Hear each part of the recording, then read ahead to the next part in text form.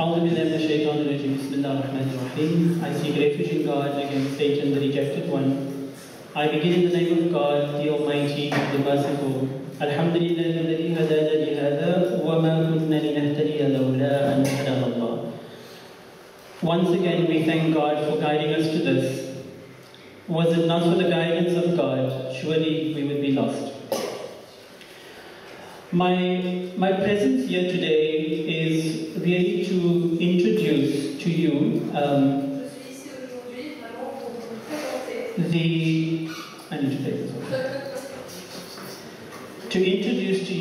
the organization that we were speaking about earlier, the Inner Circle. The Inner Circle has been in existence for the last 13 years.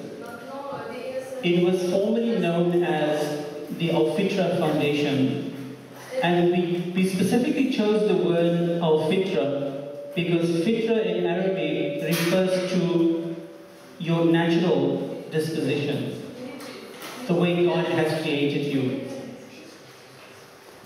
Okay. Okay, all right. Okay.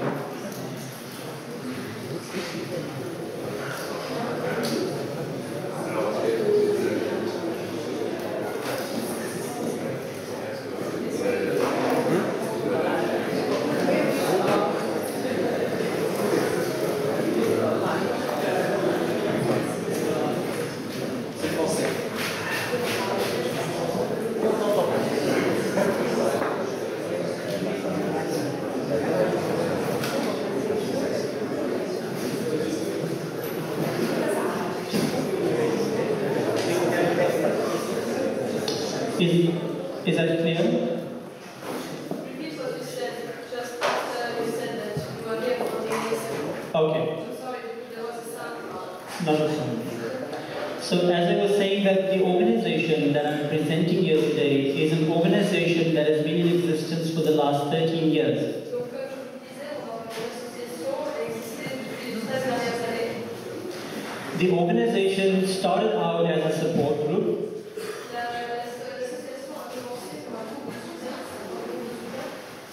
And then eventually the organization went into the Al-Fitra Foundation when a lesbian committed suicide. And we felt that it was important to formalize our work because we cannot afford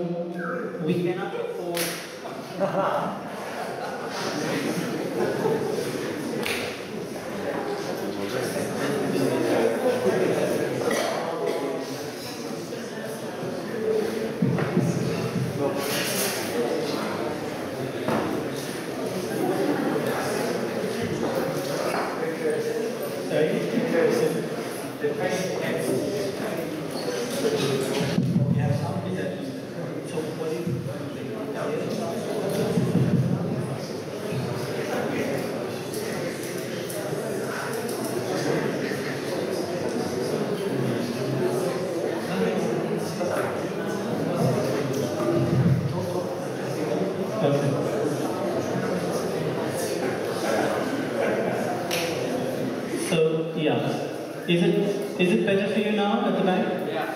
Right? Can I continue uninterrupted? Okay.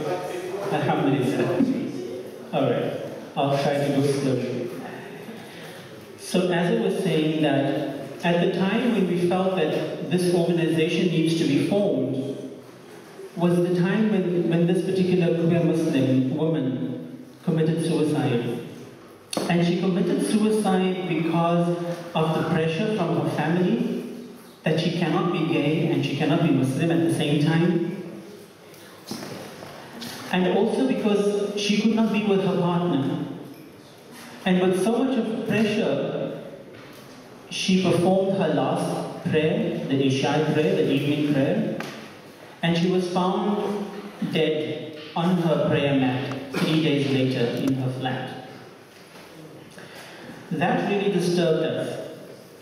And we said that it was important to form an organization to give support to queer Muslims.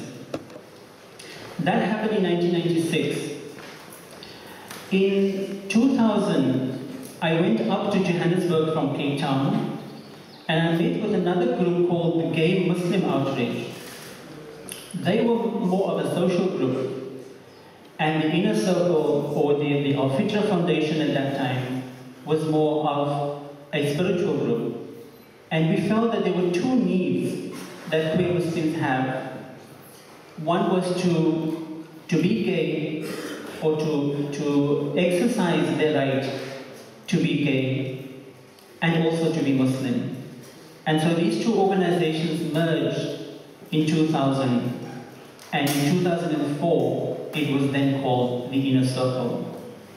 Now, the Inner Circle is not a secret society. It's an organization. We call it the Inner Circle because every good thing has started from a small group of people. And as we can see today, after 13 years, the Inner Circle is no more a support group. It is now an international organization that has given so much of hope and so much of faith to Muslims who happen to be queer. And so I want to share today a little bit about this organization. What are the values of this organization? What is the mission? What is the vision of this organization? And perhaps within our agenda, perhaps you would find in your country, in your circles, that this might be a model that you can adopt to help queer Muslims reconcile their faith with their sexuality.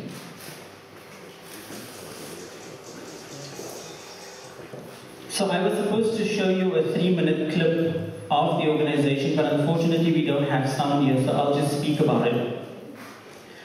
So what were the challenges when we started this organization? One of the challenges was internalized homophobia. It's that belief that the queer Muslim come with, thinking that it's not possible for me to be both at the same time. My community does not accept it. My religion does not accept it. Maybe God does not accept it. And so it was a challenge for us to work with such queer Muslims because we needed to take them through a whole process of training and unlearning those beliefs in order for them to be complete and to be whole within themselves. Then there's another challenge, which is the social pressure. I don't know if you've seen the Jihad for Love in the documentary that I feature. Even I have been part of that social pressure because I too was married to a woman for 6 years. Because it was expected of me that you can't be going to study for an imam and be celibate for the rest of your life. That you have to procreate, you have to follow the tradition of the Prophet Muhammad, may God's peace and blessings be upon him. And so a lot of queer Muslims would succumb to that social pressure, get married and have clandestine affairs outside of that marriage. And so what the organization is also trying to do is to bring them back to being true to themselves. And so in my personal journey, 6 years down the line, I said, no, I can't live a double life. Because my understanding of Islam is that Islam is peace, and one has to be at peace in your body, mind, and soul. And I'm aching. I'm aching because there's two very strong parts of me, my being Muslim and my sexuality, that is conflicting with one another. And I felt that the only way that I can be whole as a Muslim is to make peace with my sexuality. And this is the time when I went into the Quran to study the Arabic and to study the Quranic text, and to only come to discover that the whole story of Sodom and Gomorrah is about rape, is about molestation, it's about linking sex with idolatrous beliefs, it's about economic exploitation. What does that story have to do with me, being queer and Muslim? What does that story have to do with me as a person who has a desire to share my life with a person of the same sex. And so when I came to that realization and being comfortable within that realization, I felt that I needed to give support to other queer Muslims. And so this is the main reason why we started the organization. Then there's also the pressure of the gay subculture. Because Muslims are also conflicted between what is it about life that they can enjoy and what is it that they have to abstain from in order to be good Muslims. So we find that they go to the extreme because they can't marry the two. They would either become alcoholics, they would abuse drugs, they would have casual sex without being responsible about their sexual partners. And so this is another challenge as an organization that we had to deal with. And then there's the challenge of the Muslim community. We can do as much training and as much empowerment in our organization, but when that Muslim who happens to be queer goes back into the Muslim community, they still feel ostracized. They still feel excluded. And so it was important that our organization had to take a twofold approach. One is not to give support to the queer Muslim, but the other one was to educate the Muslim community that they come from. So therefore in our organization, which is very unique, that we almost found half of the people in our organization are our straight allies. People that are also imams, that are straight, feminist Muslim women that are straight, that are supporting our organization, because they understand that this is something that it is part of your nature and it's something that you can't just wish away. So somehow Islam needs to have an answer for that. So what makes TIC unique is that we have developed over the 13 years the ability and the program to take out the spiritual tools from the Quran, from Islam, to create self-esteem, to create healing, to create wholeness for queer Muslims.